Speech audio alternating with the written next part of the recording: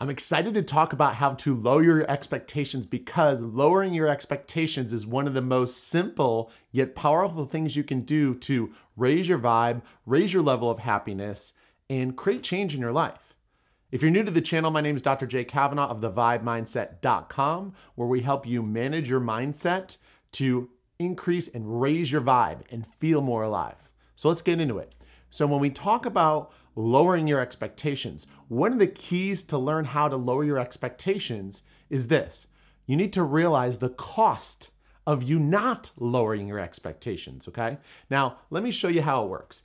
If I expect that I am going to have an experience or that I'm going to have an outcome, let's say, for example, I think when I go to the car dealership, I'm going to get this car for $10,000 that's listed for $12,000. Now, all of a sudden, I set this expectation that I'm going to get the car for $10,000. Now, keep in mind, if I don't get that car for $10,000, that expectation that I set, what happens? Anytime you come up below or short of that expectation, you have an emotional response, an emotional reaction.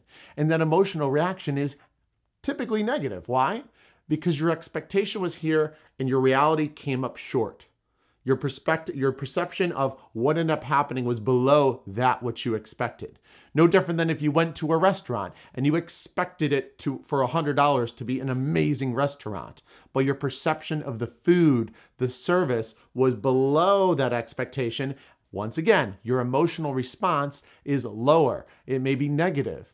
And so if you lower your expectations, you decrease the risk of you having a negative or unpleasurable emotional response or reaction to the event or experience that you have. And so this is the key, right?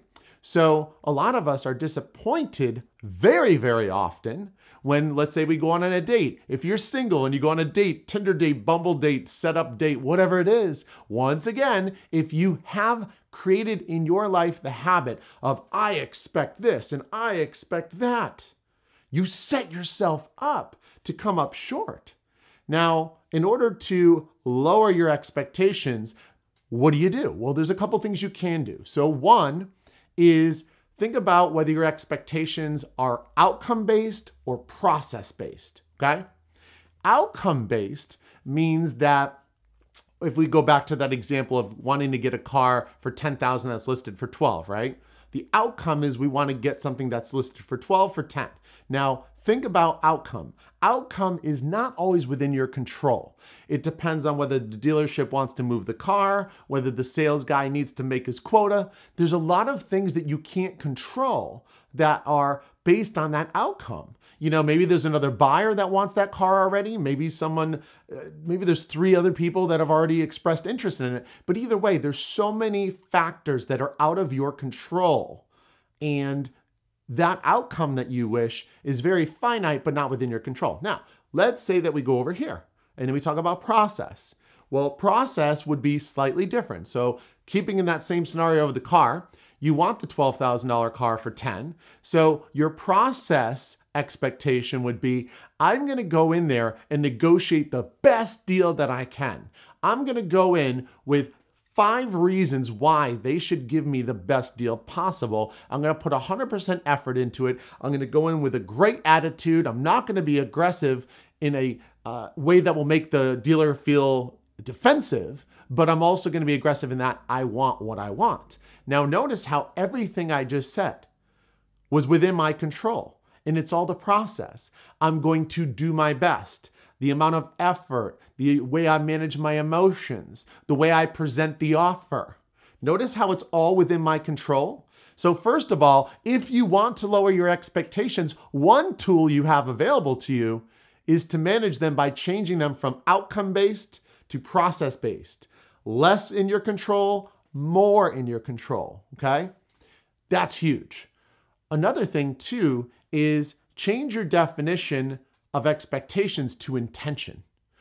I love this because expectation is such a powerful word because it's an absolute. You either meet them or you don't. You either make it or you don't. It's so absolute, it's so conditional, it's so black and white.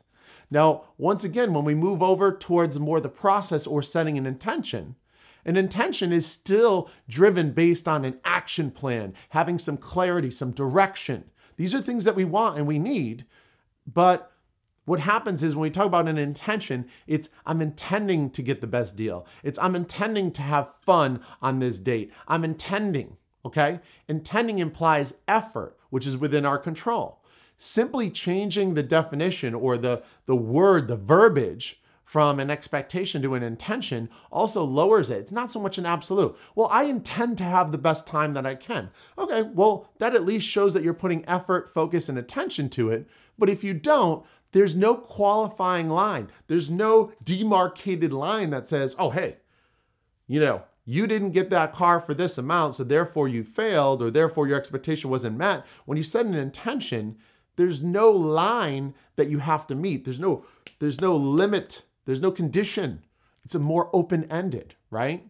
And so that invites the opportunity for more possibility, less stress, less feelings of overwhelm. Because don't forget, when you set high expectation, what happens oftentimes for people is you immediately go into a stress or overwhelm or anxious emotional state. Now, when you're in that emotional state, that lower vibe state, you're less likely to think in a clear way. You're less likely to take actions that support that goal or that direction you want to go in.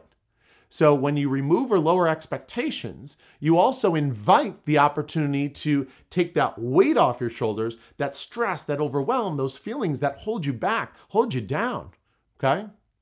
Now, one other thing when we talk about expectations is to realize that in actuality, they don't serve much value other than helping us feel comfortable that we have something that we can predict.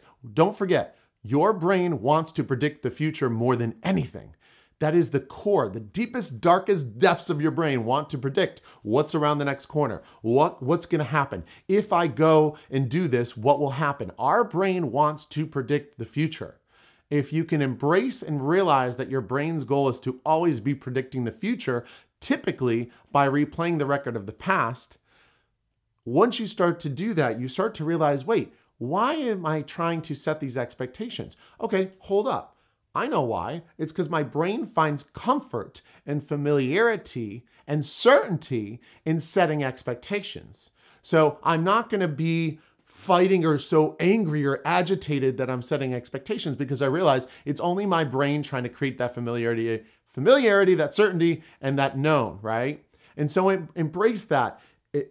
Be aware of it, acknowledge it, but then at the same time say, hey, thanks. I know you're trying to do a good thing for me, but this is not serving me. And if this isn't serving me, then we're not going to do it. So we're going to take our expectations, turn them into intentions. We're going to take our outcomes and turn them into processes, okay? Let me know what you think below. I want to hear from you guys. And we've got a powerful, step-by-step, very practical daily action course that you can take that is our #1 most popular course by far.